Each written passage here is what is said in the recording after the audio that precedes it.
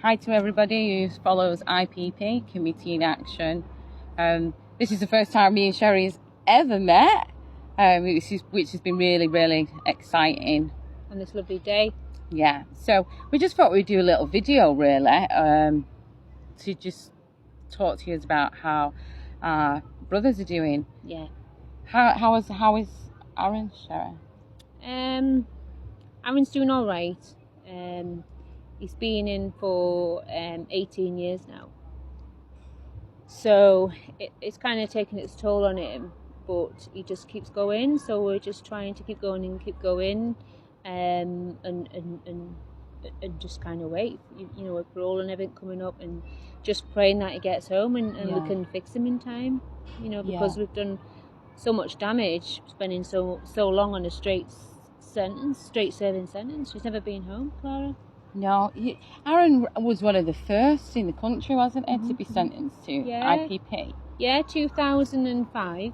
I think it was January he got sentenced, and he's never been out since for GBH. If Aaron wouldn't get parole this year, does that mean, if he didn't get parole, would that mean Aaron served 20 years? Yeah, if Aaron didn't get parole, it'd be straight serving 20 years service in the prison. Yeah. How do you cope with that? You don't cope. No. I think you've just got to. I've got to be strong for him, and I just keep the faith that I know that he's got to come home sometime. Yeah. And I think what pushes me and drives us harder is that we've lost so many IPPs. So I think we're on to 76, are we now? About 76. So 76 people have took their lives because they have been handed a sentence with no tariff. So it's a bit like me pinching your mobile phone. Yeah. And Clara, you're going to prison because you've took my phone, but I'm not going to tell you how long you're going in for. How would it make you feel mentally? Yeah. No, and that's what it's about. You couldn't No. I've asked my brother in the past how to describe how it makes him feel. One of the things he has said to me is it's like an execution to your mind. Yeah. And he was describing to me that in America they still execute people, don't they? They still take them to their execution.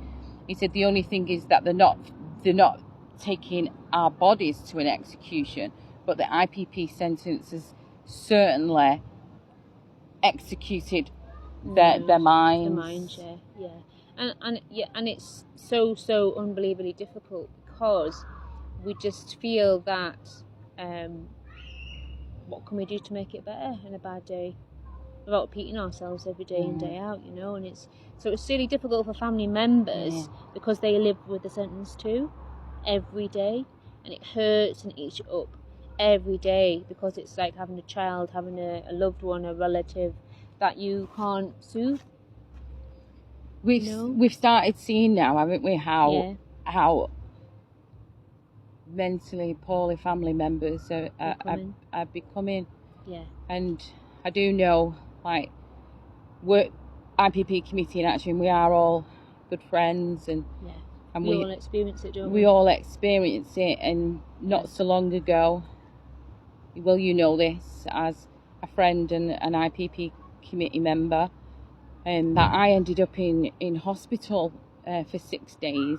I needed to be hospitalised because I was just so worn out, because it's not our job really. It should never have been our job to sort IPP out and help get this political. It's any of the campaigners, we should be living a life.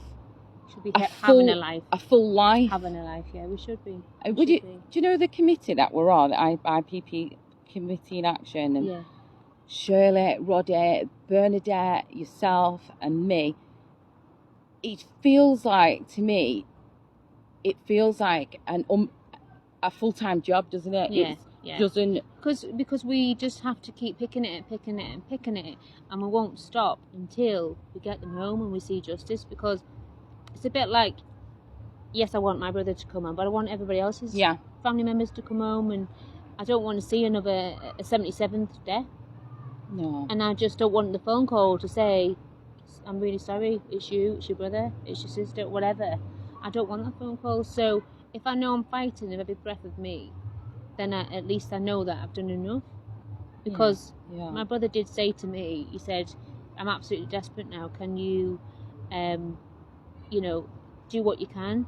And I haven't not done what I've done everything, every mortal thing I can. And if I had to run around naked, which you wouldn't really want to see, I would do it, because I will do everything in my power as a sister, because to give him his life back, because my brother spent half his adult life in prison for GBH, which is grievous bodily harm, partaking in a fight, you know, bravado when he was in his 20s, now he's in his 40s, and he admits that he wished he wasn't there that day, and his bravado prevailed that he joined in that, and he shouldn't have done, but given that's what he did, you know, it's just beggars belief that he's still there, because in today's sentencing, what would he get?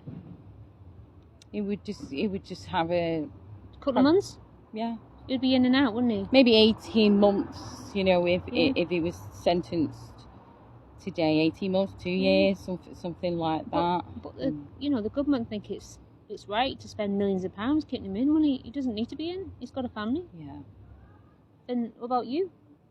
You know, your brother's got a family. Yeah, the same. My family are worn out. Yeah. Like some old. Sometimes I felt like this. I felt that worn out, like an old slipper. If that makes sense. But it is. It absolutely deflates you, because it does. You know, when you're on the phone. So you're on the phone, and you never say that you have are up to anything exciting. You never say, "Well, I've been here, I've been there, I've done this, I've done that." You have to sort of like dull it down, because, you know, you just have to. And then you have to think about things to say, even though you don't know what to say. And I used to, in the beginning, I used to say to my brother, you know, are you all right? How's your day? Yeah. Well, how do you think my day is, How Cherrie? do you think? I'm locked up 23 hours a day. I'm out for an hour, and I haven't eaten today or whatever. And you think, shit, I shouldn't have asked that question. But you have to then change your ways to not just mannerisms and everything. You have to.